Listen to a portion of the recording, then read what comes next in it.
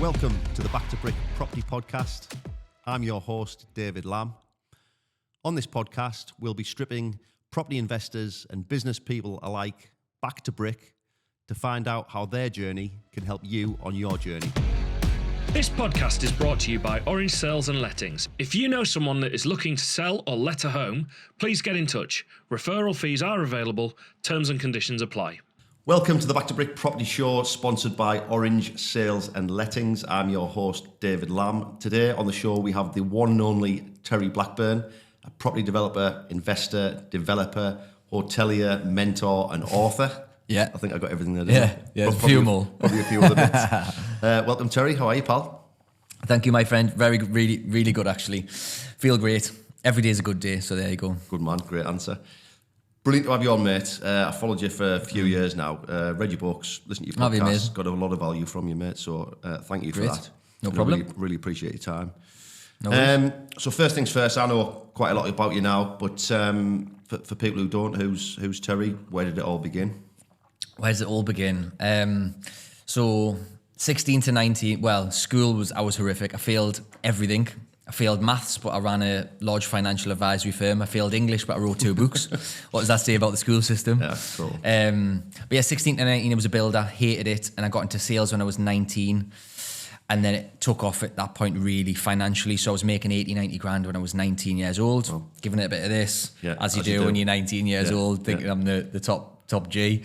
But so yeah, then, I started to make good money at an early age in sales. And then it was very much like a year of messing about. And then I need to do something with this money. I don't know where that came from. And I just thought property would be a good idea. Bought some low value. First ever property was 14.5 grand that I bought in Easington Colliery, Smackhead City. Yeah, it's probably still worth that now. Yeah, probably. Might be worth 15. But so started buying really low end stock. Did no training, no books, no podcasts, no YouTube videos, nothing. I just thought I'm going to put this money to work somehow. That model was terrible because the tenant profile was horrific. Trashed. I had people, an attempted murder scene in one of them. I bought one at auction blind, and I had a horse in the back garden. I remember reading about that story. I remember reading about that, yeah. So I had some horrors at the start, and luckily I didn't actually lose any money. They pretty much all washed the face. Right. So I sold them for pretty much what I was in on the deals for. Then I started to get into sort of different buy-to-lets, 120, 100 grand and then it kind of evolved into the HMOs, the Airbnbs, the hotels, the glamping site, bars, restaurants, the different companies. And yeah, it's kind of just spiraled, really. Mm-hmm. But yeah, we can talk about loads of different parts of that. It depends on what you want to talk about. Say, you sort of jumped into property there, but what was the driver behind getting into it? Was anyone in your life that was investing in property? Any family or no? So why property for you? Not at all. I used to like watching Homes Under the Hammer. Yes. Yeah, and I don't know if that was why, but it was just. I specifically remember a point where I was making that type of money. I had no real overheads. I had no kids at that point. And it was like, I'm spending a lot of money on stupid stuff here, going out with the lads, Ibiza and all that. Yeah, basically wasting it. And I thought I should really do something with this. I didn't really understand stocks and shares, other investment vehicles I didn't really get. And I thought property is the simplest concept that I understand. So I'll just buy the cheapest property I can and get some rent in and try and make this money grow. And again, but I did no training, hadn't read Rich Dad Poor Dad or nothing. At that point, it was just a bit of a chance. Was it just an awareness that you were meant for more than type of thing? I don't know that sounds cliched, but was it an awareness that you were basically wasting your money and you knew there was something out there, be it property or whatever, that was could create more? Yeah, I mean, I think so. When I was a joiner, I remember 16 to 19, I hated it, and I used to always argue with other joiners. I remember I used to say to them, I'm going to be a millionaire. And they were like, shut up. No, you're not. I won't be on the tools forever. And he says, yeah, we used to say that, young'un. Go make the cups of tea and all that. And I don't know where I had that from. I didn't have a silver spoon. I didn't have rich parents. I didn't have anybody else successful in my circle. I just used to say mad shit, really. Yeah. That's mental, yeah, because normally, guests that I've had on the interview, there's always someone. There's always an uncle or a stepdad or whatever. There's something that's they've seen whatever they're doing, they're investing in property or they've got their own business and they follow suit. But it was literally just your own driver, right? I mean, when I started selling life insurance, there became a couple of people that sort of mentors. I didn't pay them anything, or we didn't do a course or a program. It was just when I started to sell life insurance and I was doing really well, the company put us on a pedestal because I was the youngest in the company and I was beating people that had, in sales figures that had been doing it 20 years and I'd been doing it 3 months. Mm-hmm. And I just came out of nowhere that they really put us on a pedestal. They probably built the belief in me, and they were like saying, you're going to be the next big thing. You're going to run the industry and all of this. And I was like, fucking hell. I'm just a daft lad from Throckley. I used to be a joiner 3 months ago. Why are you saying all this? So then that instills a belief in you. And then some of those guys were buying property, but I didn't really understand it enough. Or I didn't really, have conversations about it. They just, all these wealthy people were financial advisors like I was, and they were buying properties with the money. So maybe it came from that. But if I got a mentor early, I think I could have definitely skipped all of that shit at the start and probably be further than I am now. But the hard times make you, don't they? Of course they do. The tough times and learning. Most men, we don't, if someone tells us something, a lot of the time we don't take it in. Sometimes you have to learn from your mistakes to actually really get it in your brain that I shouldn't be doing that. I should be doing something different. Yeah. For me, it normally has to hit my wallet. If it costs me money, I generally learn pretty quickly. But until it does, I'm like you. I read other people's stories and they say, I'll learn from my mistakes. You don't really, do you? No, that's it. And some things you can and some things you can't. And I think the best way to learn is from mistakes, but it's the most costly. It's the hardest to deal with, and it takes the longest to do it that way. Yeah. And I think I was just fortunate that at 19 I got into this. I need to make a load of money. It's cool now, isn't it, to be an entrepreneur, and everyone wants to be one. Everyone on LinkedIn's a CEO and everyone's a fucking property investor. It's all nonsense half the time. Yeah. It's cool now, isn't it? But back then, I don't even know if Facebook was about then. It might have just been about, but Instagram wasn't. LinkedIn wasn't. I certainly wasn't on any of that. YouTube wasn't big. Podcast wasn't. They didn't even exist. This didn't even exist, as mad as that is. Exactly. It's crazy, isn't it? Yeah. So there was no, it wasn't cool. It wasn't trendy to be like that. No. So yeah. I was the same. I was working at the steelworks in Redcar. I was buying properties. I was 21, 22, and everyone was just taking the piss out of me, saying I was boring. You need to be out. You need to be spending your money. I still had a good social life. Don't get me wrong, but everyone was taking the piss out of me. But they're all asking me how to do it now. So, well, they do, don't they? And that's a good lesson for the listeners is, when you're young, or I suppose any age, if you sacrifice the short term, maybe sacrifice nights out, maybe sacrifice overspending, getting the flash car, buying the big house, you sacrifice that in the short term to be secure in the long term. Yeah. A lot of the people that are just spending the money as it comes in and not sacrificing the short term, living for the day and all that, they're the ones that come back to you and say, well, I wish I had done that, or can you teach me how to do that? I wish I'd done it when you done it. Yeah, because they've sacrificed their long-term future. Yeah, because going and partying and drinking was more important to them than creating wealth. And maybe that's down to some people are long-sighted, some people are short-sighted. Possibly, thinking about the long-term play. I always had my first goal was 10 properties. That's what, I don't know why, I'm a salesperson, so I anchored on a number. 10 properties that made it. Yeah, 10 properties was just my goal, and I worked really, really hard to get that. And then when you get to 8 or 9, it's like 20. And then when you get to 19, 20, it's like 50. It just keep moving that thing. But I just got really, like we were talking off air, I got really obsessed with self-development. Yeah. It probably when I was 21, 22, Brian Tracy, Jim Rohn.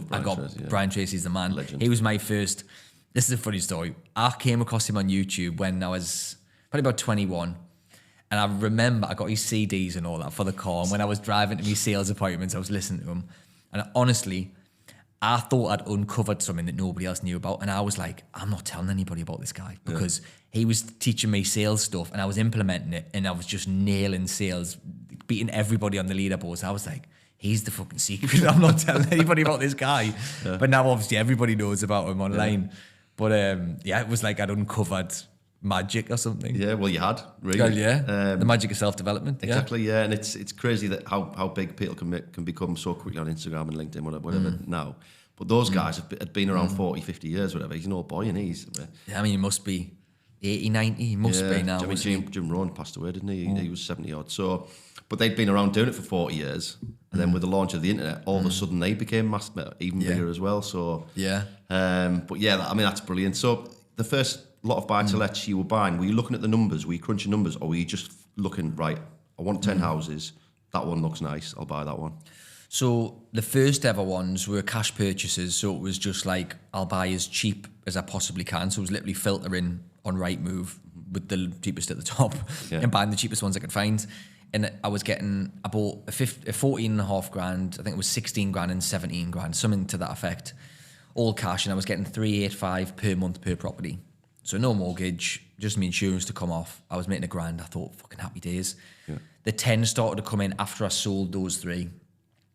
Then I started to buy around using mortgages, 25% down, 75% bank debt.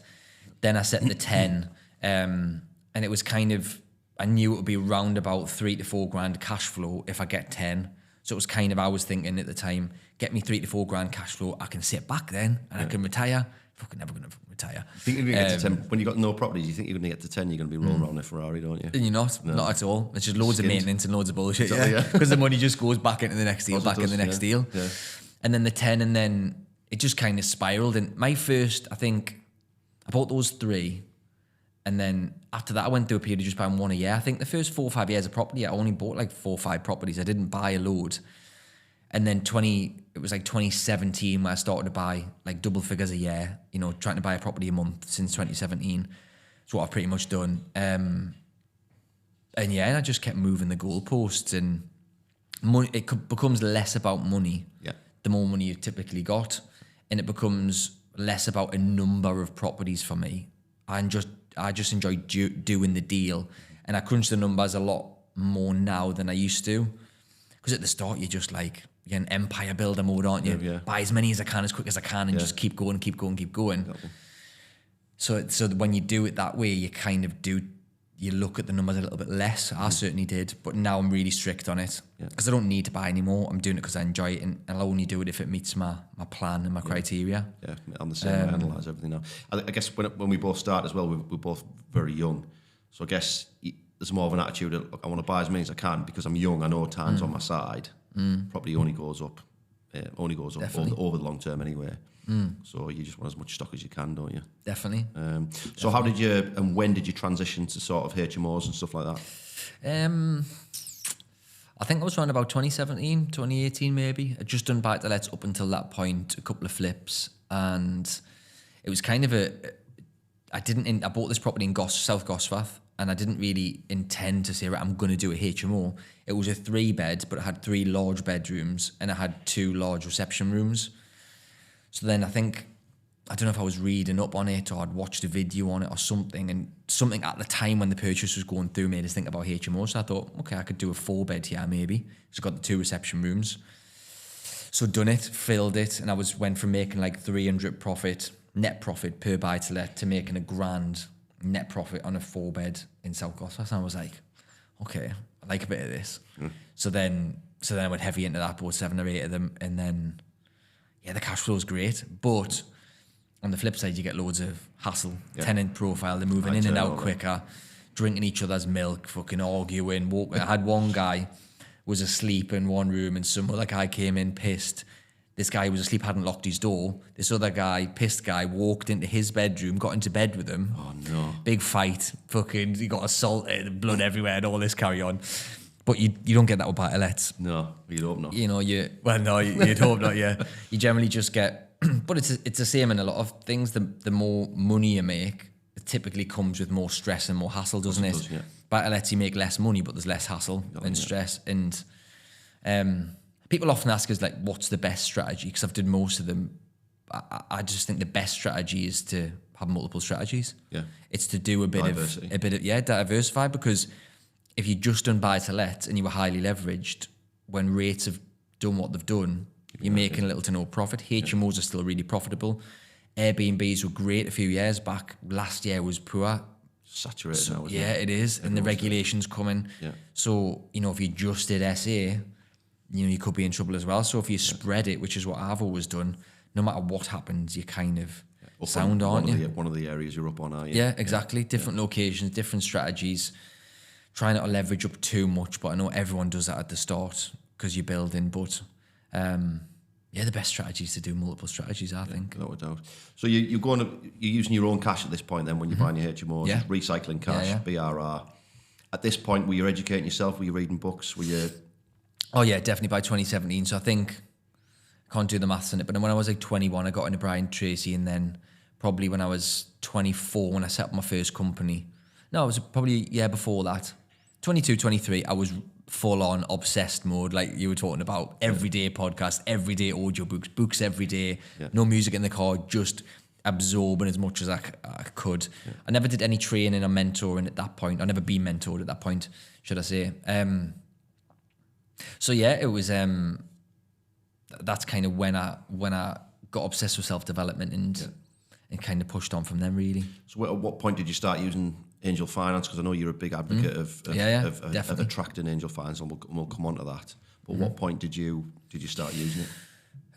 Probably again around about 2017 when things started to really ramp up. And I was actually approached by a guy that I know he wanted to do a joint venture because he knew my background in finance, because I was running a mortgage brokerage at the time. He knew I've always been good with money. He knew my experience. That gave you a lot of credibility in the early days, didn't it? Massively. And Bespoke was, one of the largest life insurance brokerages in the country. Yeah. I was a financial advisor running a 100+ staff. But that definitely gave us credibility.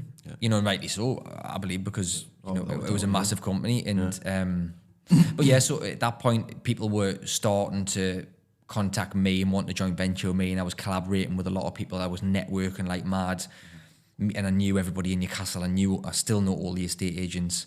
And he kind of came to me with a proposal for 10 flats, and he had an angel investor who was going to put the money in, and my role was literally just to sort the finance. So I'd scored. This guy had found the property, found the angel, and I was just... And you were getting an equity share? Doing the mortgages, yeah, and I was 50%. I was like, bloody hell. Brilliant. But, and then it was probably... Was Mortgage Genie before that?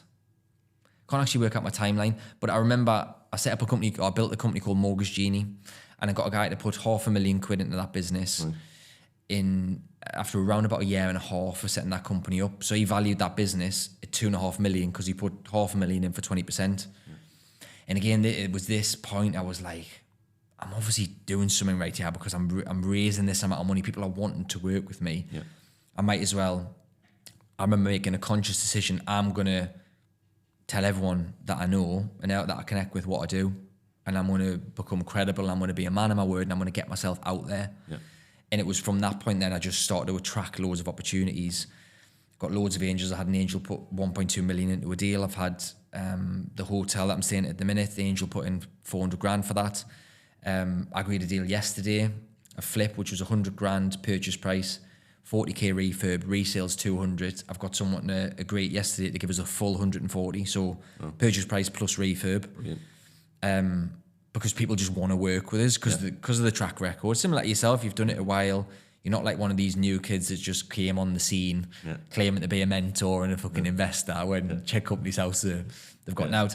So yeah, I seem to just attract opportunities, attract people to us, and I seem to get myself in mad situations, good situations, quite regular. The reason for that, I think I'm likable. I'm a salesperson at the end of the day. I can communicate and I can engage with people, and I've got the track record and the credibility. So if anyone's looking to raise finance, I think you can't normally skip that process. Yeah. You've got to have the credibility behind you 100%. Because any angel is going to do the digging. Of course they are. A lot of these new guys, you see them on Instagram and LinkedIn, we discussed them off camera, didn't we? But there's just so many of them now. But I'm sure they are attracting that first contact from a potential angel investor. But surely when they do the due diligence, if they've got anything about them, they're not actually going to invest in them. Yeah, but you'd think, but then you can't trust what you read online. Some of these people, I've just raised 100 grand, and you're like, is that your mum or your auntie? Yeah. Or is it actually real? Exactly. But like some of the people I'm dealing with, these professional investors, like who've lent money to people in the past, they do the digging. They'll check company's house. They'll want to meet you. They want to know about you, and they'll be I say it. So they should. So they should, definitely. I've lent people money before, and I only done it because of two people I knew very well, and I know they're credible, and I know it's safe, and I get a personal guarantee. Worst case scenario, if you lend someone money and they can't pay you back, you can take the money off them. You can make them sell assets. As long as you're getting your security. Yeah. But yeah, it does baffle us the way people go on online. But there is legit angels out there because it is a good deal for them. Like if you're 50, 60 years old maybe, or you just don't want the hassle of property, you don't want to deal with mortgages, like getting 10, 12, 15% on your money is a good deal for them. And if they're getting secure, it is a good deal for them. So there is a lot of people like that out there. You've just got to get yourself out there. You've got to show that you're credible. You know, you're being around the block, showcase what you've done in the past and what you're currently doing, connect with people, and don't expect it to happen tomorrow. It happens over a period of time.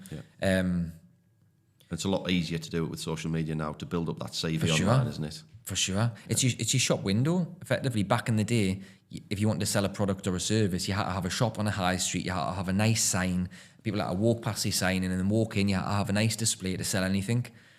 Those days are long gone. It's now very much your Instagram and your Facebook is your shop window, isn't it? You've got to, if that's you on the drink with your mates in Ibiza, partying with a fag in your mouth, are they going to invest with you? Or as if it's you living with your parents but buying a Ferrari, are you good with money? Are they going to do that? And yes, some people are very good at misleading via social media. So some people are duped into it, but you've probably seen them yourself. Some people go big on socials and then they disappear. Yeah, they do, it's probably because they've lent someone money and they couldn't pay it back, or something's happened exactly. Yeah, exactly. Yeah.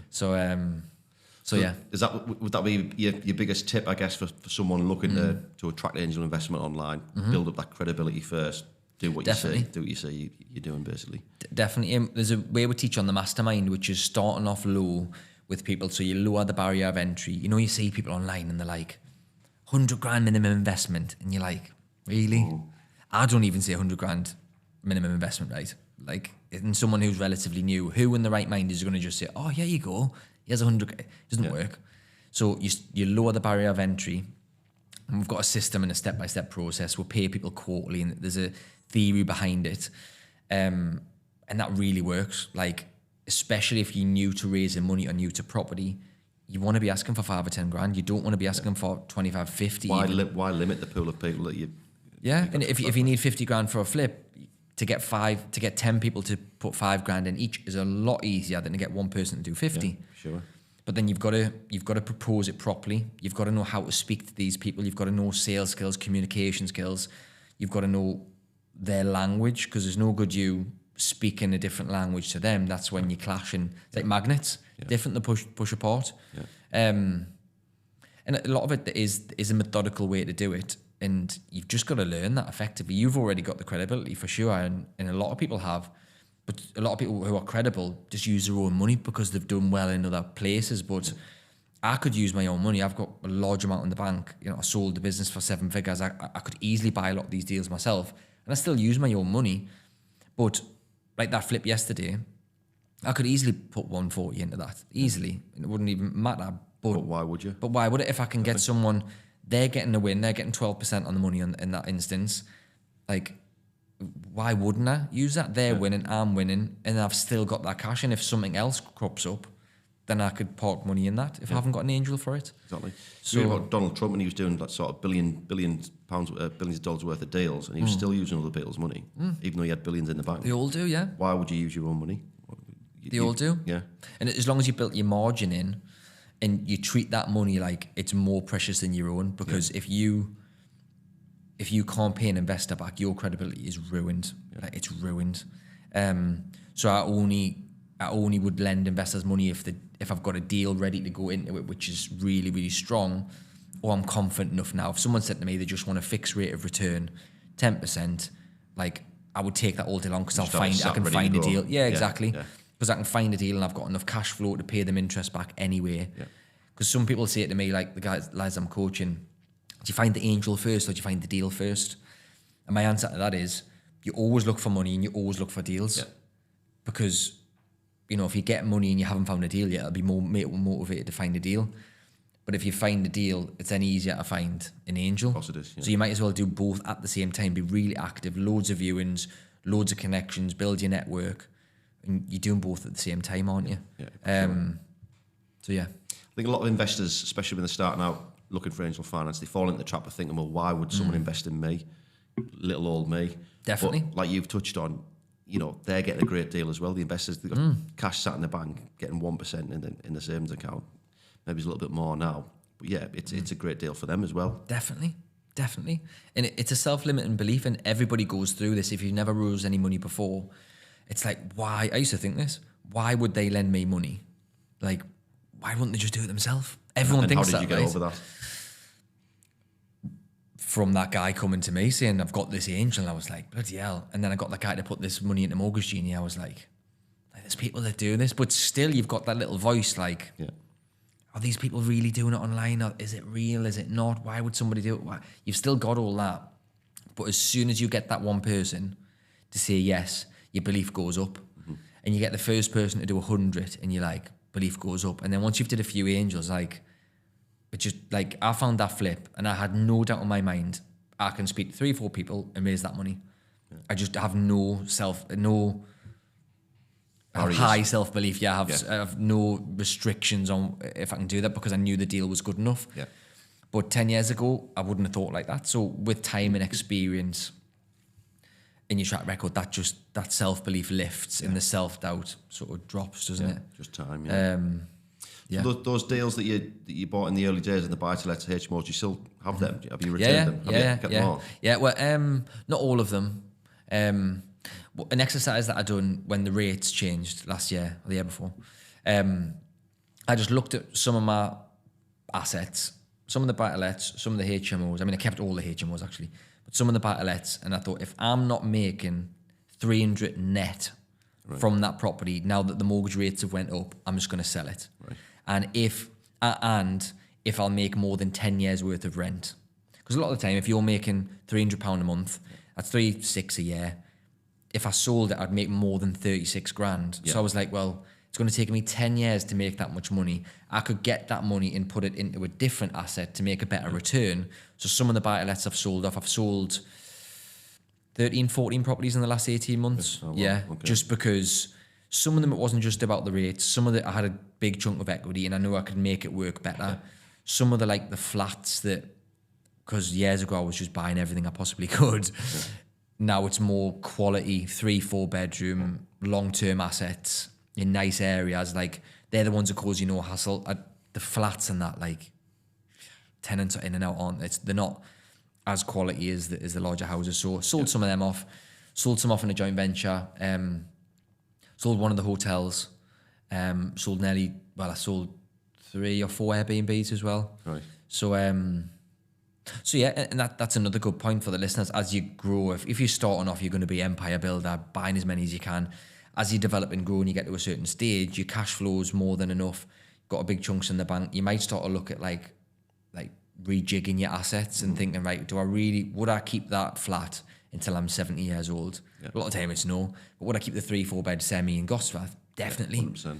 Because it's always going to go up and you're going to get good tenants and they're going to tick along. You can always put the rent up. Yeah. So I'm kind of going through that process now, a bit about selling some, working out what I want to keep long term. And I'm doing more... Fine-tuning. Definitely. Yeah. And I'm doing a lot of profit strategies at the minute. So profit strategies are flips and assisted sales where I'm getting lumps of money in, which is nice because instead of just getting you 300 quid a month, they're like that ain't going to really make you rich unless you've got a load of them. But the profit strategies, even if you've done one a quarter and you're getting 30, 40, 50 grand a quarter in a lumper, it's quite nice. And then me and the missus we'll spend 5% on just shit, holidays, and just do something. Because then, I don't know if you've went through this, like when you're just buying for cash flow, you don't reward yourself, do you? Not at all. And you just feel like you're skint all the time. Feel guilty when money's in, money's out. Yeah, you do. Yeah. So flips and profit strategies, I'm loving at the minute because I've just set a little rule that whatever profit I make, 5% of it, we'll have to spend the full 5% on something. Brilliant. So spa days, massages and fancy Michelin star meals or holidays or just anything. And it actually feels good to think I'm rewarding myself for the hard work that we're doing. Get an extra bit of motivation as well from it, probably. Definitely. The missus is buzzing. Deals. Yeah, exactly. Yeah. So yeah. Right. What would you say was the biggest challenge in the early days then? Biggest challenge... Without sounding like, the wrong way here, like I've had challenges, but there's nothing like that was like, shit, I've fucked up. Like there's nothing, I haven't really had that because I just believe that no matter what happens to you, it's not what happens to you, it's how you react. And it's just, I say it to my staff all the time and they laugh because if they bring a problem to us and like, this has happened, this tenant's done this is trash, we need to evict this person, there's a problem, someone's leaving in the business, whatever. I just say, well, what's the solution? And I wasn't always like this, but now it's always, I think being a business owner and running multiple companies with loads of staff, you're basically just solving problems on a regular basis. So all I say to people is, what's the solution? So there's never been a big event where it's like, fuck, this has happened. I mean, buying those shitty houses wasn't ideal. I remember I was on the treadmill and I get a phone call. Is that Terry Blackburn? Yeah. Do you own such and such in Anthony Street in Easton College? Yeah. How do you know the tenant, this and that? And there's the police quizzing us. And I was like, well, why? Yes. It's an attempted murder scene. We can't really say much. And I was like, okay. Then one got broken into, one got the boiler pinched, one had drug dealers. And I was like, okay, so I need to get rid of these now. Yeah. But the solution was, right, bang them in a London auction. Yeah. Because London guys will buy these low value stock. Easy. The numbers, don't they? So I just found a solution when I've had issues in the business. I've had staff members leaving, or I've had businesses not going to plan. It's just, you win or you learn, and you just look for the solution and you move on. Yeah. That comes with experience, doesn't it? Yeah, definitely. Definitely. And, you know, maybe I had, like, growing up as a kid, I didn't have, loads of things didn't go my way. I wasn't good at school. You know, I wasn't particularly good at sport. I was good at being naughty and being a chav and taking drugs. I was good at that. That was about it. It's a northeast. It's a northeast thing. It's our culture, isn't it? Yeah. Yeah. But apart from that, I wasn't very good at anything, right? And I had a thing for money and like wheeling, dealing, selling sweets and selling Pokemon cards and all that. Yeah, exactly. I was good at that, but like maybe it came from, I was just constantly getting told I wasn't good at stuff. So that maybe calloused me about, well, like, it doesn't matter what they're on about. It doesn't matter what happens. I'll still crack on. Oh yeah. I think it gives you a bit because I had a very, very similar sort of journey as you, and it gives you a bit of a chip on your shoulder when everybody's telling you. 100%. Because I was the same. I wasn't particularly good at anything, like nothing, and all my friends always had something they were really good at. Yeah. It gives you a bit of a chip on your shoulder, but it makes you want to prove yourself, don't you? Of course you do. It gives you a bit extra drive, doesn't it? So 100%. And that mixed with the northeast work ethic, which I know I'm biased, but I think is unrivaled. I've lived around 100%. The country, and the work ethic that we have is just knuckle down and get it done. 100%. We found that in financial services. There was London financial advisors and there was Northeast financial advisors. We were nailing them, and you would think the population's less here. There's less money here by a long way. Like the average earnings in London is substantially more than the Northeast. Bigger population, more people. Like, but we were nailing them on sales figures, like doubling and trebling them. And what's that down to? It's down to the culture of the business, the staff, the training, but work ethic as well. 100%. Yeah. That's the main thing. Great. So, buy-to-lets, do you still think they work in today's market? I do, yeah. I do. Are you still buying them? Yeah. Right. Yeah. So, so the way I look at property is a little bit different to a lot of people. So now I look at property in 3 buckets. So first one is cash flow, which is your HMOs, your Airbnbs, and obviously cash flowing assets. Some buy-to-lets as well. Second bucket is profit. So that's your flips, your assisted sales, developments, conversions, if you're doing, carving up and selling off. Yep. The last one is long-term assets. So I've only just introduced this in the past couple of years. The long-term assets for me are your buy-to-lets, 3-4 bedrooms, semi-detached, nice areas with gardens where you get good, strong tenants and the values always go up. Yeah. So the way I look at any deal now is which bucket does it fit into. I don't really need any more cash flow because I've got multiple companies. I've got my rent roll is decent. I don't really need any more of that. I like the profit strategies because I'm getting the lumpers, but I'm still buying those long-term assets because I'm 35 now, I want to get to 45 where I'm in the sun, done, and I've just got loads of long-term assets with little to no staff, little to no hassle. You're always going to get some. I'll probably have a couple of staff, PAs and things, and I'm just living a good quality life, chilling on the beach with the kids, with me missus. Maybe do some flips because I quite enjoy flips, mate.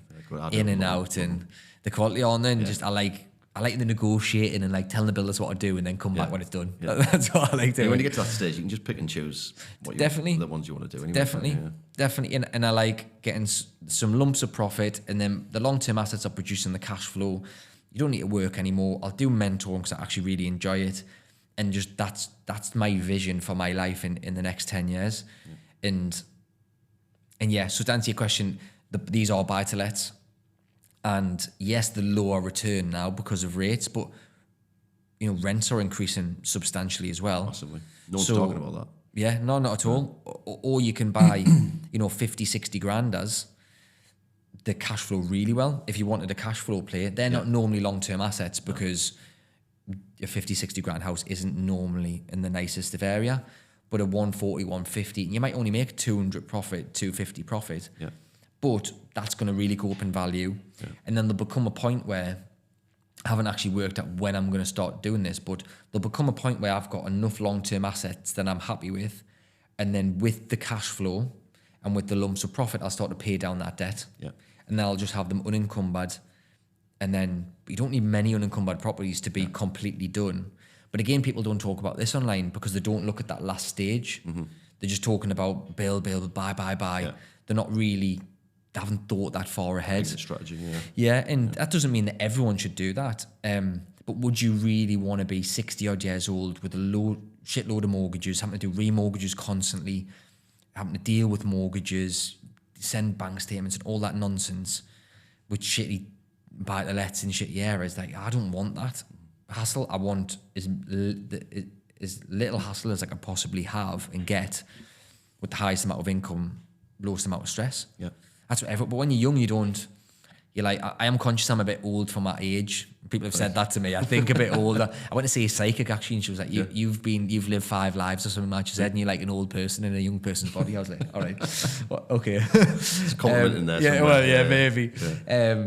But yeah, so that's just the way I think, and maybe it's because I've been through the cycle. That's just the way I think. It's amazing how your journey's sort of developed then, because you're buying like 14, 15 grand properties. And now you're looking at buy-to-lets, it sounds like solely with the view for capital growth. So, and a little bit of cash flow, yeah. And a little bit of cash flow, which, as long as it covers, as long as it washes its face. Yeah. So it's a great position to be in. I've always thought this. I've just started to look at capital growth investments myself. Got to that stage myself. Now your cash flow is sort of sorted. So how have you gone about finding these deals over the years? And how do you go about finding deals now? You know what? Like, I've done nothing like special. Nearly every deal, I think I've done 2 direct to vendor in all this time, and I bought and sold, everything that I've bought and sold, the flips and the hold strategies, probably 60, 70 properties in total. Everything's been on market. Right. Everything. I've done a few direct to vendor campaigns, letter campaigns, didn't really work. Like, I find that if you know how to negotiate, and what I've done is, and maybe it's not knowingly at the time, I've built these relationships with the estate agents, and I'm a man of my word. If I say I'm going to do something, I'm going to do it. I turn up on time for the viewings, send the girls chocolates or flowers or whatever, and build those relationships. Like, now a lot of agents will just send me deals. I get a couple of deals every single week. Terry, this means they know my criteria. They know what I'm looking for, so they're doing it for us. You're making their life easy, Definitely. And I've got staff members that look on Rightmove every week, and they filter them. They send me them and say, is this good? Should I get a viewing on this? Should I get a viewing on that? So yeah, to answer your question, nearly everything's been on market. Nothing special. It's refreshing to hear, actually, isn't it? Because again, the Instagram rubbish that everyone's direct to vendor now. Everyone's buying blocks of social housing, direct to vendor, using angel invested cash, and the 12-year-old. It's like, how's that happening? Do you know what I mean? So it's refreshing. Yeah. I'm the same. I've just built relationships with agents over the years, and the same as you. Just bought off Rightmove, bought a couple of auction properties. But, I've did plenty of auction, auction. Yeah, because nearly everything I've done is needed work. I think, from memory, there's probably only 2 or 3 properties I've bought that didn't need any work. Yeah. Everything's been a BRR. Yeah. Sometimes I've just bought with a normal mortgage, done it up and refinanced it in 2 years. Lots of bridging loans, plenty cash purchases, plenty angel finance for cash purchases. Do you still look to invest? I know you look investing for more capital growth in certain assets now. Do you still look to obviously rinse and repeat as much of your cash as you can? Yeah, definitely. I mean, on a long-term asset play, you could still do a BRR. So if it's a nice property in a nice area that you know is going to go up, you're going to get solid tenants, and it's run down, you just repeat the same principles. It's just different how I buy. I might buy cash or use angel finance. Like, that flip would probably be a good long-term asset, but the one I got yesterday, but there's probably 80 grand in that. No brainer. How long is it going to take to make 80 grand in rent? Exactly. Yeah. And I'm reckon I can do this work in 8 weeks. Yeah. and it'll sell no problem. Some spa day at the end of that as well. Yeah, that's it. $4,000. Yeah, laughing. Yeah. I think agent relationships, that's the key, isn't it? Yeah, definitely. Like you say, you're living out the area now, and you're still obviously getting these deals from Northeast estate agents. Yeah. So, And a lot of people want to have those relationships like tomorrow.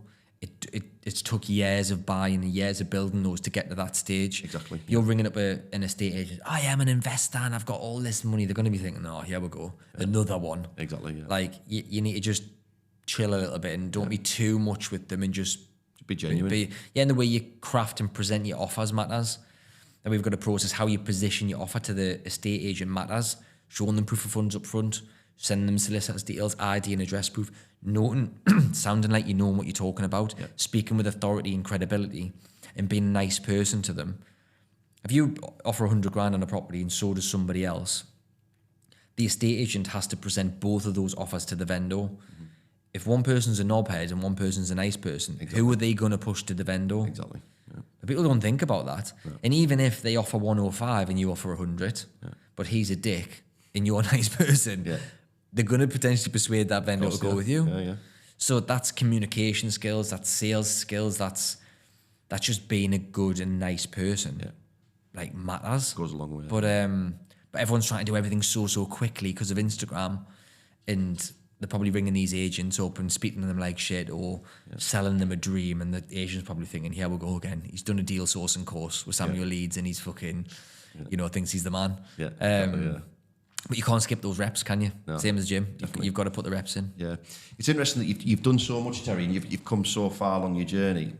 People would expect you, I guess, to be, at this point, buying massive buildings and turn them into apartments. But as we discussed off camera, sometimes the smaller deals stack up a whole lot better, and you're better off just chipping away at them. Definitely. I mean, I think a lot of people have this belief that you start off a buy-to-let, then to HMOs, then to SA, then to what, and you get bigger, you do bigger and bigger deals, and then do your big office blocks and you chop them up and whatever. I did a bit of that, and I just found that a development, it takes so long. It takes so long to get your money out. There's so many things that can go wrong. Planning is a nightmare. Absolutely. And let's say if you chop a block up into 8 apartments, let's say, normally your profit's in the 8th sale. Yeah. So you've got to do all that work, the planning, the work, the reselling of the other 7 before you get paid. Yeah. That could be a year, could be 2 years, could be 5 years. For me, you could have been in and out of 10, 20 BRRs in that period, got a load of cash flow, and you're benefiting from all the appreciation, and it's actually easier to do a BRR than a development, but developments are hard. So I bought a 9-bed hotel, I bought an 8-bed hotel, I bought a 12-bed hotel, I bought that big one. It's $1.5 million for it's a 17-bedroom hotel. It's in Barnard Castle. Still got them. How are they performing? Because Barnard Castle's lovely. It's quality. The ancient unicorn, it's called, is quality. It's honestly looks a beautiful place. Yeah, it is. Yeah, you fall in love with it when you walk around it. It's 450 years old. Right. It's dead quirky. Honestly, it's mint. I love it. Yeah. But that was a challenge. That's talking about challenges. Actually, running a barn restaurant is a fucking challenge. Like, I would not do a barn restaurant again. No chance. Hospitality is a hard gig. I thought everyone needs to eat. Everyone needs to drink. Yeah. Easy money. Yeah. You've got to sell a lot of pints to make any fucking money. But I wouldn't have bought a barn restaurant by itself. I bought the whole site, the land and the hotel, with the barn restaurant in it. And the first 6 months was loss after we're doing weekly P&Ls, loss. And I was thinking, oh my God, what have I done? And then we turned it around. Yeah. But yeah, so to go back to the bigger is better thing, it's not always the case. And I think there's a lot to be said for just doing volume of smaller deals. I think you'll benefit from more capital appreciation. If the market goes up 10%, if you've got 10 properties or 2, you're making more capital when it goes, if you've got 10, aren't you? Yeah. There's leveraging. And just do your skill set. If your background is development and that is your skill set, then play to that. Yeah. If you're a construction guy, then do it. But just be prepared for the long wait. And effectively, by the time you've probably done that 2-year project, you probably got the next project ready for that profit to go back into. So then even more delayed gratification. Yeah. Whereas you can just be doing loads of, And I think the starting point for everybody needs to be work out what your plan is. Like, you've told me my vision. That's where I want to be. The start, it was 10 properties. get where you want to be and get a goal, and do not deviate from that goal. If it's 10 properties, right, what type of properties? And if that's a cash flow play, you want to be buying 10 properties, it's in alignment with what you're looking to achieve. Exactly. Cash flow and properties. Don't then get deviated and go and do a development. You just stick to the plan. Exactly. I think it's easy to, with Instagram, and we keep referring to Instagram, but with Instagram, you almost compels you to want to follow somebody else's journey. But like you said, Definitely. follow your journey. You know, what 100%. suits somebody else in London on Instagram is not necessarily going to suit you.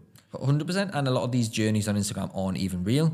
And, you know, you shouldn't, I mean, you can copy people, of course, because if you find someone that you want to be like, then yeah, you can copy them. For sure, yeah. But like, everybody is different. What you see online isn't reality. Like, everyone's got their own personal situation with children, with partners, with amount of capital that you've got, amount of time that you've got to invest, your interests. There's so many other factors that come into play, which when you build your plan, it's got to be tailored to you. And once you get that plan really clear and you get clarity on what you want, it's a lot easier to invest, because you're not looking at loads of mad shit. You're just looking at, right, this is my plan. So I'm only going to buy properties between 80 and 120 grand, 3 bedrooms, the cash flow minimum of 300 net profit per month. If that's what you're looking for, it's a lot easier to find them than if you're looking at all the other mad shit and you just go all in on a strategy, achieve your goal, and you think, right, what next? Yeah. And then you set the next target, the next goal, and you go all in. And if you do that, you'll achieve more. Yeah, for sure. And you'll become better. If you do one buy-to-let, one HMO, one SA, one development, you haven't really mastered any of them. No. You've just done a little bit of each, and then you're not really that skilled in any of them. Yeah. You'll obviously learn stuff and you'll do well, but I believe you're better off doing buy-to-lets, mastering them, doing, not necessarily in this order, do HMOs, master them, start raising money, master that, start communicating, start networking. If you want to do developments, master, do enough of it to feel like you're competent before you go to the next thing. Yeah. Instead of doing a little bit of this, a little bit of that. Yeah. You just end up not very effective or good at anything. Yeah. You're trying to spin too many plates, aren't you? Yeah, I fully agree with that, yeah, without a doubt. So all that said, what is your main focus going to be moving forward, say, next 3 to 5 years? 3 to 5 years is profit strategies, assisted sales and flips, get my lumpers in. I want to do at least 6 a year is the plan. So 1 every 2 months is a target. We've done 3 this year already, so well on track. Long-term assets, so some of that profit will go in the next deal. Some of that profit will be put into a separate account to buy long-term assets and start to build that pot. I'm not thinking about paying down debt just yet. Plenty of holidays. I want to either buy in Spain or Portugal as a holiday home, because I'm testing the water with me missus to, don't know if she'll watch this, to get her in there a little bit so she gets used to it, so she'll want to move. Yeah. That's the plan. Still smash the gym, still stay nice and healthy, only do things that I want to do. Don't want to really set up any more businesses. I've set up too many businesses in the past, and I just want as least stress as I can with as much money. That's the overarching view. And I've got me cash flow, so I'm not going to buy any shitty buy-to-lets anymore, or HMOs really, unless they're really strong. Yeah. I'm really liking the lump as of money. Yeah. Like flips and assisted sales are great. Mm-hmm. Is that where you see the biggest opportunity in the UK market currently as well, sort of? That's subjective. There's loads of different, everybody's opportunities are different. It depends on what you want. But yeah, I am seeing a lot of opportunities for flips, because to make flips profitable, you need to do an assisted sale or you need to buy with cash. If you're buying with bridging, it's expensive, man. And I still use bridging. I've used a lot of bridging over the years. But for flips to really work, you need to really be doing it cash. So there is less people doing them. Assisted sales, you're missing stamp duty. Yeah. So you can do the 200-300 grand properties because you're missing the stamp, and there's less people looking at those ones, because buy-to-let investors don't want to buy for 200 or 300 grand. First-time buyers or home movers don't want to buy something for 200 grand that's really run down to live in. Yeah. So you've actually got a little bit of a gap there where the stamp's a little bit too high.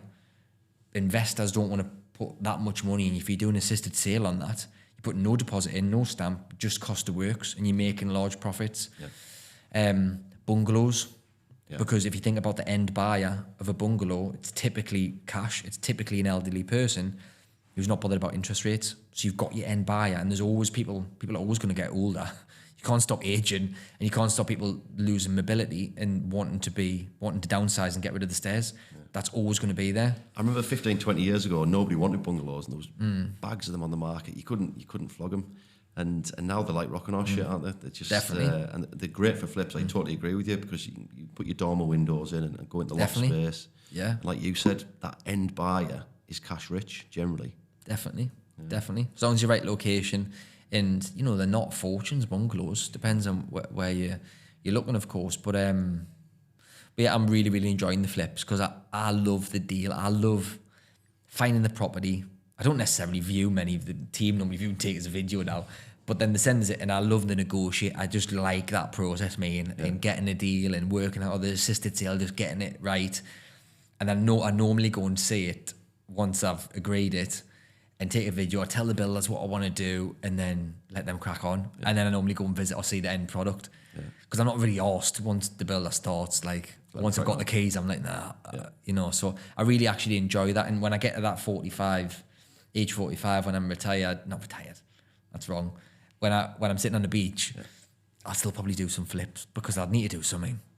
I'll need to keep entertained, and that's just what I like to do. Well, really. If you like doing deals, flips are great, because you're doing the deal to purchase it, and then not long after you're doing the deal to sell it, aren't you? So. And when you get that offer, I still get that. Great feeling, isn't it? And then when the money hits your bank, I still get that feeling. Like, it doesn't really go away, I don't think. It's less exciting, and you're less like buzzing. Yeah.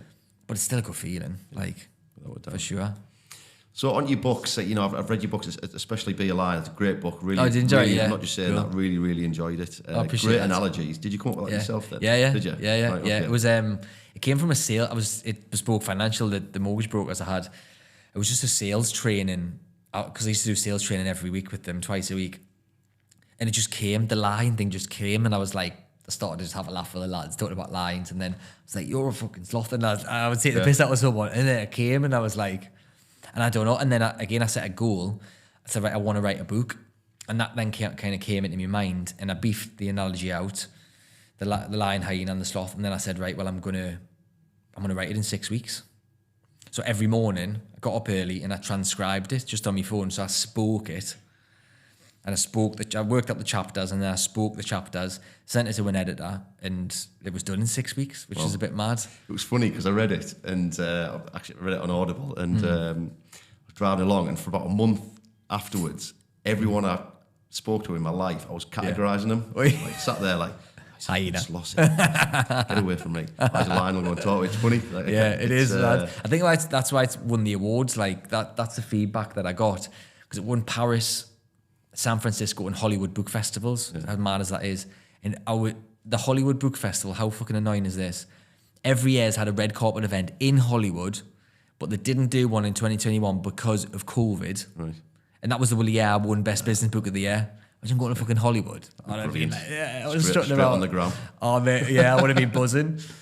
But yeah, so that was the feedback they got. They loved the front cover. They loved that like lime with the blue eye thing, and they loved the analogies. That was the feedback. So will you continue to write more books? Yeah, I've said I'm going to do 10 in 10 years. Yeah. So I've done The Power of Peas, which didn't go down as well as Be a Lion. I'm doing the Audible version at the minute. And the next one's going to be a sales book. Right, okay. Yeah. Great. So one thing that comes across from your podcast and your books is your level of positivity is incredible. I like to think I'm the same way inclined. How do you maintain that? What do you do day to day to maintain that positive mindset? Yeah. Few things. So we talked about it earlier. Obsessed with self-development every single day, bar none, even weekends, even if it's just when I'm in the shower. I'll listen to self-development. I'll pick something up most days. Every time I'm driving, I'm listening to something. That generally keeps you positive. Every morning, not 7 days a week, normally 4 or 5 days a week. On a morning, I'll write my goals down. I'll write my gratitude list, and I'll write my mantra. So mantras, I am this, I am that. Yeah. Gratitude, things you're grateful for. Goals are what I want for the year. That generally flicks a bit of a switch on the cold Wednesday mornings, Tuesday mornings when you can't be arsed and you're tired. That snaps you out of it. And don't get us wrong, like everybody, bar none, will have some days when they're less positive than others. Doesn't matter who you are, everyone will have them. Yeah. But I think it's just I'm disciplined enough to just, acknowledge it. Like once a month, I sometimes have a crash day, and I'm exhausted. Yeah. And I'll just finish work at 2:00 and I'll sit on the sofa. Yeah. Like, wouldn't work. Everyone's human. Yeah. Like, no one's a fucking robot. No. Like, and yes, 99.9% of the time I'm on it, but there is still a time when you're not.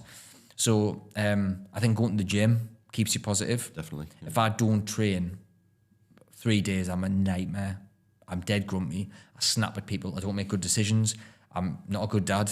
I'm not a good partner to Louise. I'm just like, yeah, it's just, I don't know why that is. It's just because it's good to feel good, isn't it? It is, yeah. You can feel light on your feet and feel like you're not sluggish. Yeah. That keeps us positive. And then success keeps you positive, man. Yeah. And I think, doing stuff online and getting recognition, some people say they're not driven by recognition. And I wouldn't say I'm really driven by people complimenting us or reaching out saying thank you for the book or thank you for whatever. But that keeps you positive. Like when you get someone to say it to you, like the mastermind, like some of these people are raising a load of money. They've never raised money before. A couple of them are green assisted sales. This guy, James Fox, is called, hasn't done that much property, and he's just agreed an assisted sale where it's going to cost him 30 grand just to do the work, and there's 80 grand profit in it conservatively. That's life changing to him. Yeah. So when people say, I just spoke to him yesterday, which is why it's on my mind, he was like, thank you so much. Like that keeps me positive because I know I'm doing good. So to answer your question, keeping fit, writing your goals down, getting your little endorphin boosts of recognition and compliments, and doing what you love. If I didn't do stuff that I enjoyed, I probably wouldn't be as positive. Yeah. But I refuse to really do things I don't enjoy. Sometimes you have to, don't you? But not very often. Do you miss the insurance business? I did. When did that sale go through?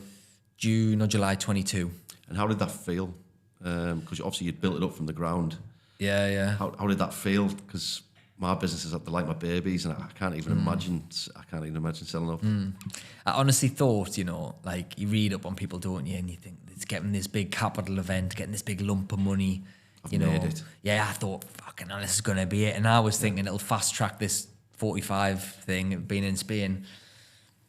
But for 13 years, so before Bespoke and I worked for someone else, we'd done these Monday meetings. So 13 years, I had a Monday meeting with my sales team. Big raw motivational event. I was standing up. I loved that. First Monday after the sale went through, obviously I didn't have that. And I was like, I went to my office. Yeah, no, I did. I sat in my office and I was fucking pacing, or like a knobhead, like fucking bringing people. And I'm like, hey, Terry, I haven't spoken to you for 3 years. I'm like, how are you? I'm fine, mate, how are you? And I'm like, the first time ever I probably wobbled in my life. I have no mental health issues. I haven't had, fortunate enough, I've never had anything like that. But the first time I felt a little bit, even though I had all these other companies at this point, I had the glamping site, I had the hotels, I had fucking all sorts going on. But it was a big part of my life. Like from age 19 to 33, 32, I'd sold life insurance and built teams in financial services. That's what I did. It was my identity. And then I was like, this is a bit weird. So then I was like, I need to keep myself occupied. So I went to the gym and I'd done stuff that week and I kept myself really busy that week. But it was the second Monday, I lost my shit a little bit. And I was like, have I done the right thing? What the fuck have I done? I can't go back now. And I felt like, but then I went through a process of reading. So simply Googling, what to do when you've sold a business. How do you reinvent yourself? How do you find your new purpose? And I already really had that. I already had property was already my purpose, and I enjoy it, and I was doing loads of it. But I just went through a process of new goals, new excitement. What do I need to do? So I went for a couple of walks in the countryside just to clear my mind, reset. And I just remember sitting down with a bit of paper. What do I want? And this is when this vision of Spain got really, really clear. And I was like, right, okay, that's what I want, but I'm going to go all in on property and do my other things. And the glamping site didn't kind of go to plan after that. I had a couple of things that were going on. I had another baby at this point. We bought this big house. It's still not done. So I had loads of shit going on. Yeah. So it was just kind of accepting, right, let's just get through what I've got on right now and it'll all become clear. And then the mentoring developed, the masterminds developed. Yeah. But it's not what you think it is, selling a business. No, obviously, when you think of people selling businesses, you think of it from purely as a financial standpoint. I've often thought, because You see so many guys work all their life, not business owners, just people work for the people. They work for 40, 50 years, and then they retire, and then they just fade away because they've got no purpose. They do, yeah. Like how do you feel now about it? Oh, within probably being honest, probably 3 to 6 months, I was back on it fully. But part of that, I think, was we just had a baby, and wasn't getting no sleep, and that takes its toll, doesn't it, if you don't get proper sleep. So I think there was a combination of a lack of sleep, feeling a bit funny about all this situation, then seeing what was actually really hard is, because a lot of my mates still work there, seeing them on social media with someone else running it, him running the events, him running the morning meetings, him doing the sales training. At one point, I couldn't look. Yeah. I couldn't look at the pictures. Yeah, that's fucking my stuff. I built that. And it was like, I found that quite difficult, so I had to stop looking at that. So that probably wore off after 3 to 6 months. Yeah. And then I was back on it. So, but you're right, you do hear people like losing their mind from committing suicide, dying, going to play golf, and then they get in poor health because they haven't got to get up and go. Yeah. So anyone looking to sell a business, I would definitely recommend, prior to that sale going through, try and do that. Try and have it ready, what you're going to do as soon as it's through. Yeah. And you won't have that low. New challenges. Hopefully, yeah, exactly. What do you enjoy most about starting and growing businesses, would you say? I quite enjoy the setting up of them. I quite enjoy like the concept, the model, the financials, how it's going to work, the branding, the message, the vision, all of that. I don't enjoy the operational stuff, the day-to-day, like that's why I have team members to do that, because I hate admin. I don't particularly enjoy dealing with staff because they're a challenge, to say the least. But I love that start, and then I love when you hit your goals. If you set a goal, right, we're going to turn over this, or make this much profit, or onboard this many customers, or whatever that goal is, that accomplishing of the goal is great. And I quite like, and I still do this every January, I look back. And I always set goals in typically January for the year ahead, but I also try and look back. And then not a lot of people do that. No. Because you don't sometimes realise how well you're doing unless you look back. Because let's say if it's 10 properties, you get 10, you're then looking at 20, you've kind of just forgot how much you wanted 10. Yeah. I mean, because you now focus on how much you want 20. Yeah. But sometimes looking back's a really good exercise, and actually thinking, fucking hell, I'm doing all right. Like I'm achieving a lot. Yeah. So I love that. And I like changing I like the reward you get, or the fulfillment you feel when, like, a lady called Pam used to work for me, for example. Now she's a director and a shareholder in one of my companies. And I've done that on purpose because she was so good at what she'd done. And then I give her a position and we're running a business together. Brilliant. And she's so grateful and she does amazing. So it's like little things like that, like makes you feel good. And I love that side of it because, like I said, when you've got enough money, it becomes less about money. You can start helping other people. Yeah, definitely, and giving back. And, I don't give back to charities because I don't necessarily trust a lot of charities. No. But giving back in a different way and giving someone skills is far better than giving them money, in my opinion. Because what can they do with skills? I've had lads from Bespoke who I've trained who are now, they were like chefs, hairdressers, builders, administrators, can't think off the top of my head, but I know a few of them, well, you probably will be from the northeast. Like some of them have went from nothing to making 100 grand, 150 grand, and like, what have I done for their family? Brilliant, that. Absolutely. And their kids, like the knock-on effect is massive. Of course it is, so yeah, superb. So I don't know if I dare ask this. I don't know if there is a typical day in the life of Terry, but what would a typical day in the life of Terry look like? Fucking hell, chaos, really. No, it's not chaos. One thing, actually, I do a training session on this in the mastermind, which might be helpful to the listeners, is like when you go self-employed, you don't have someone who says, right, this is what time you start, this is what time you finish, this is what you should be doing every day. You have that when you're employed, typically, because you'll have a job role, you've got to turn up at a certain time, leave at a certain time. But when you set up your own business, you don't have that. So why don't you design that? Design your ideal working week. And within that ideal working week, you've got time for you. It's not about working 70 hours a week. You've got time to go to the gym. We do date night once a week. I pick the kids up nearly every day that I'm home. So I'm not working mad hours, but I've designed my week with the way I want it to look. So I've got the gym 3 times a week, date night once a week. I pick the kids up most days of the week. sometimes drop them off. And then within that window between sort of 10 and 3 or sometimes 10 and 5, I'll be ultra productive and I'll only be working on those high value tasks. So like every Monday, I meet with all my key members of staff in every business I'm involved in, and we'll make a plan for the week. And that's just managing people properly. So we've got quarterly goals, and then with each key member of staff say, right, where are we in alignment with the quarterly goal? And that Monday, every Monday is literally just having a meeting with key members of staff, planning what you're going to do by Friday. Yeah. Tuesdays, Wednesdays is mastermind and coaching. Thursdays are typically my creative days. So that's creating content, that's analysing deals, that's the creative stuff because I've got headspace on a Thursday. Mondays, it's like ultra organised, motivation, get people to do more.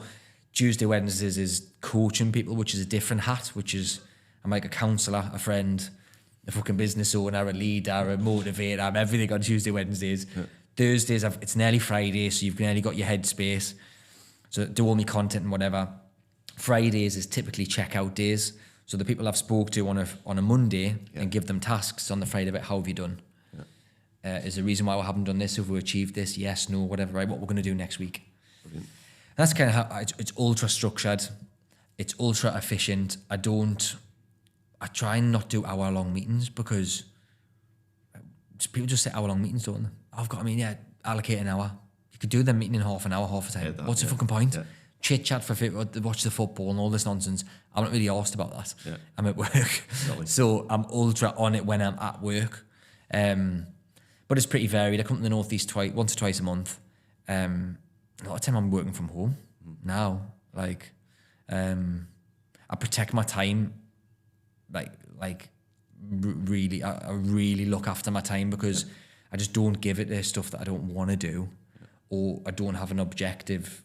Like, what's the point? Like, do you know what I mean? I'll only take a meeting like this. You asses, I've watched you online, like you Northeast, good audience. I like speaking. I'm doing this because help you, it'll help me. Yeah. It's a win-win, and I was in the Northeast this weekend anyway. Yeah. So that's why you know what I'm trying to say. I'll only I'm really precious with my time, and I just won't take bullshit meetings. Yeah, exactly. And it's all got to be in alignment with my goals. Yeah, you can imagine. I mean, on a day-to-day basis, in any business, there's so much time wasted. Like you said, chit chat. It's massive. Meeting about a meeting. Like I agree. I never thought of it, but the go-to is an hour, isn't it? You know, you never need an hour. You don't need an hour for meetings. Definitely not. But on that, you've got so many things going on, and obviously there's no one above you, there's no boss. So how do you measure your own sort of personal performance?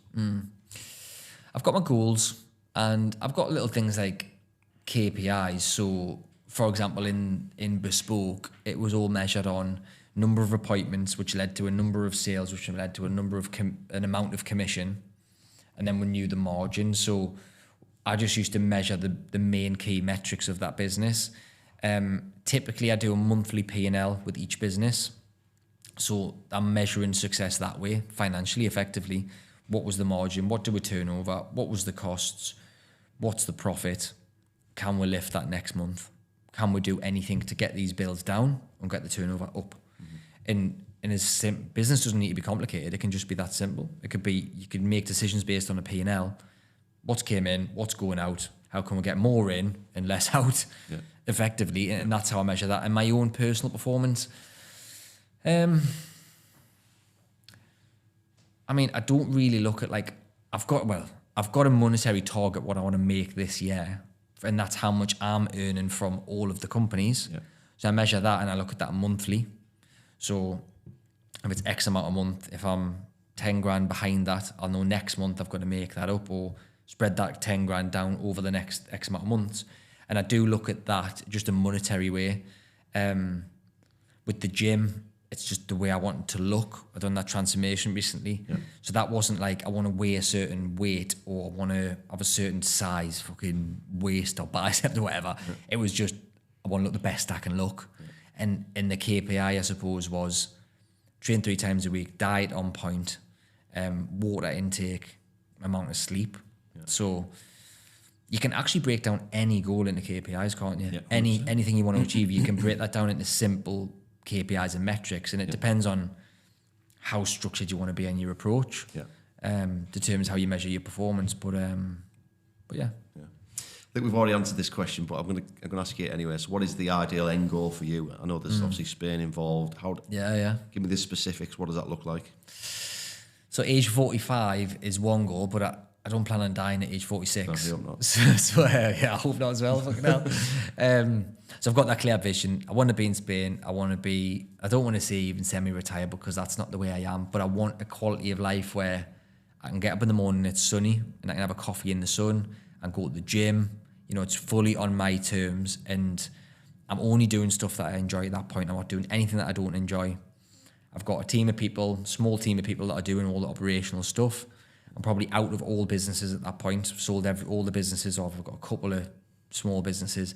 I'm doing stuff online, so I can do it anywhere. And I want to travel. Mentor and stuff like that. Yeah, mentor masterminds, because I do really enjoy that. And you can do it from anywhere. You can be fully mobile. So that's the 45 vision. If I'm honest, I haven't looked past that.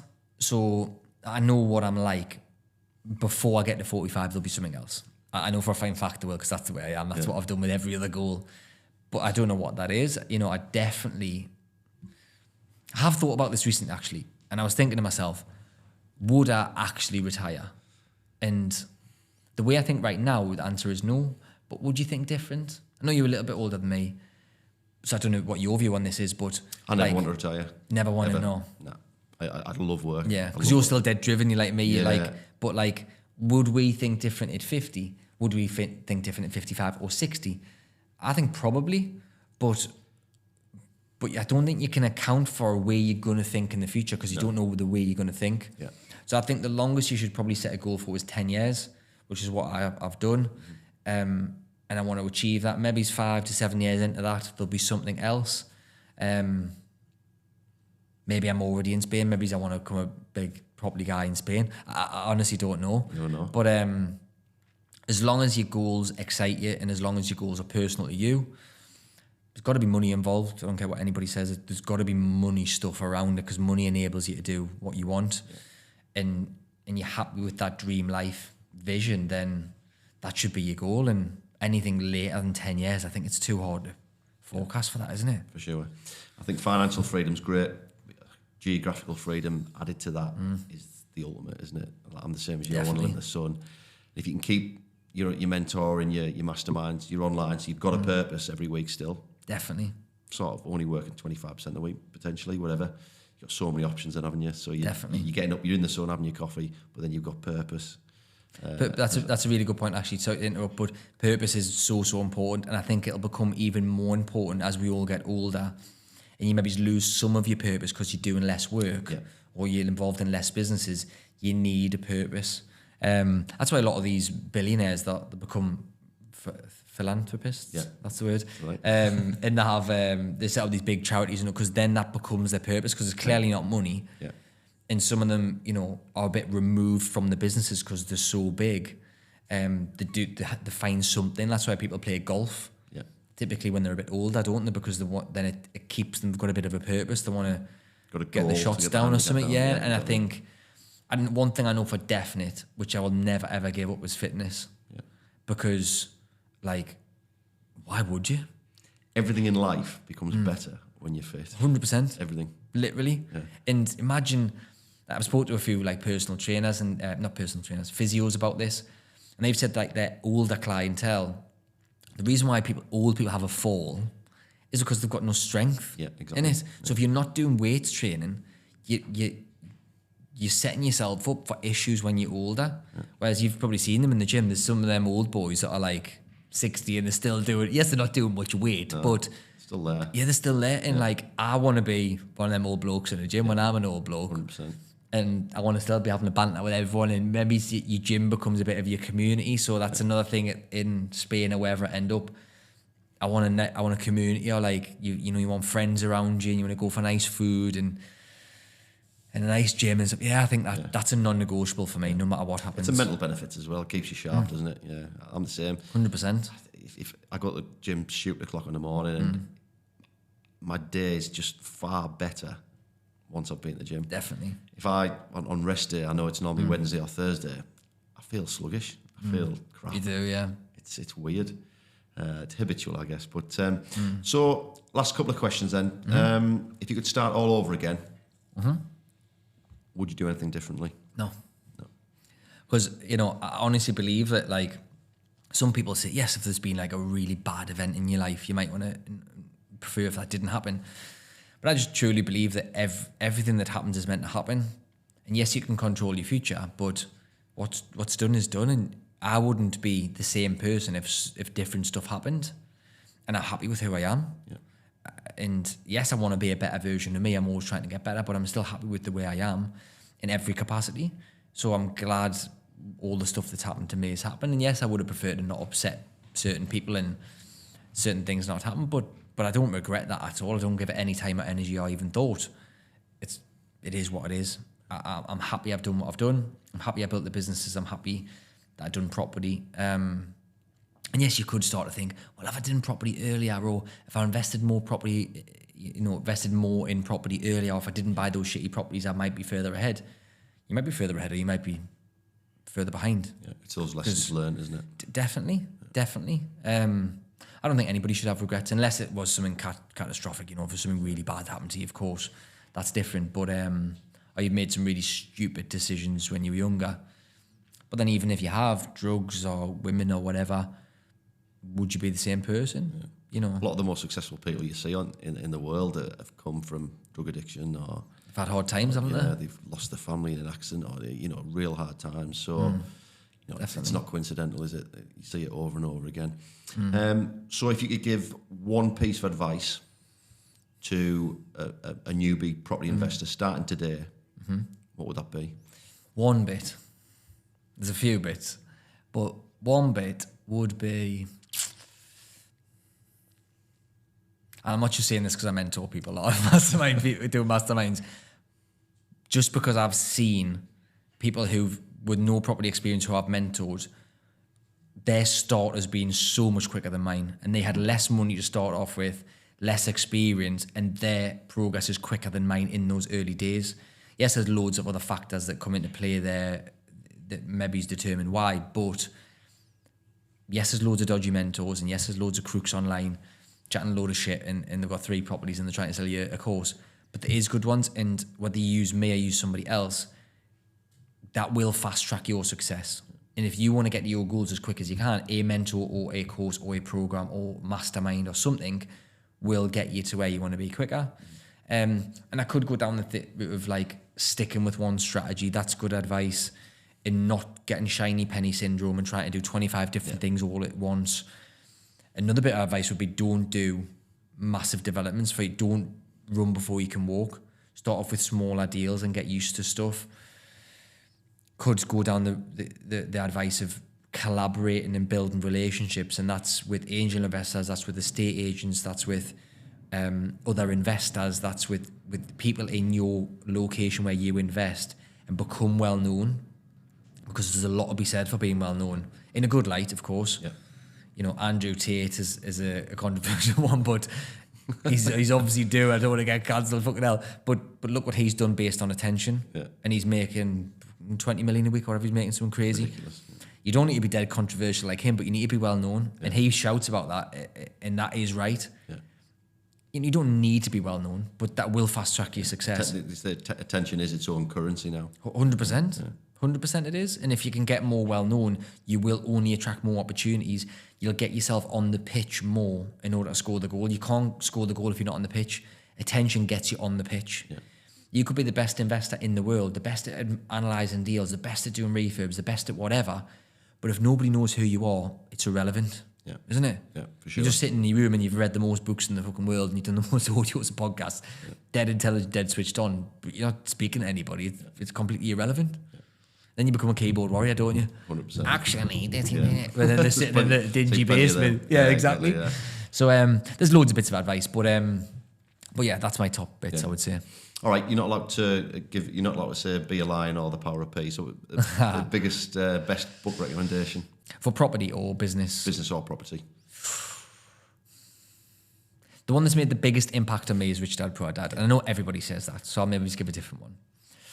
No, I think everyone says it, and it's genuine. You know, it's a book written in such simplistic terms that anyone can understand it, can't they? Yeah. And it's just that it's so obvious the information he gives you, but it's like a light bulb moment, isn't it? Yeah. But his second one, you know, that cash flow quadrant, that was, I read that for the third time just recently this year when I was on holiday, and that one for me, I think it's better than Rich Dad Poor Dad. But Rich Dad Poor Dad made it. If you're starting off, you need to read that, non-negotiable. That had the biggest impact because that got me thinking, make money work for you and all that, and stop exchanging your time for money. But cash flow quadrant was like, it blew my mind proper because I was already in business at that point. It proper blew my mind. I was like, employee, self-employed, business owner, investor. Bloody, this is like mega. Yeah. And then like, I mean, The Secrets of the Millionaire Mind, T. Harvey Edgar, that really had an impact on me. Yeah. I mean, I love that one. But there's loads, Atomic Habits. It's absolutely, my bookcase is massive. And I must admit, I listen more than I read now, just for efficiency purposes. Yeah. But you've got to drive up to you a couple of times. Literally. I'm either on the phone ringing people about something, or I'm listening to audio when I'm driving. Yeah.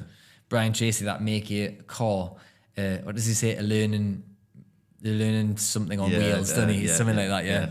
And that's where I got it from. It's definitely true. It's dead time otherwise, isn't it? So 100%. 100%. Listen, Terry, I'm very, very grateful, mate, for you coming in today. It's been an absolute pleasure. So much value for anyone listening, I'm sure. Where's the best place? I know you're all over on the socials, as you should be. Yeah. Where's the best place for people to connect with you? Attention, you see. You've got to get attention. You've got to be everywhere, 100%. All at once. Omnipresent. Grant Cardone says that. Yeah. Be omnipresent. But yeah, Instagram's probably the most. But Terry Blackburn Property on Instagram, Facebook, LinkedIn. I don't even know what else the team have got us on. Twitter, TikTok, fucking everything. But reach out on one of them, you'll find us. Yeah. So yeah. Superb. All right, if you are listening or watching to this, please do like and subscribe. It really helps. Until next time, take care.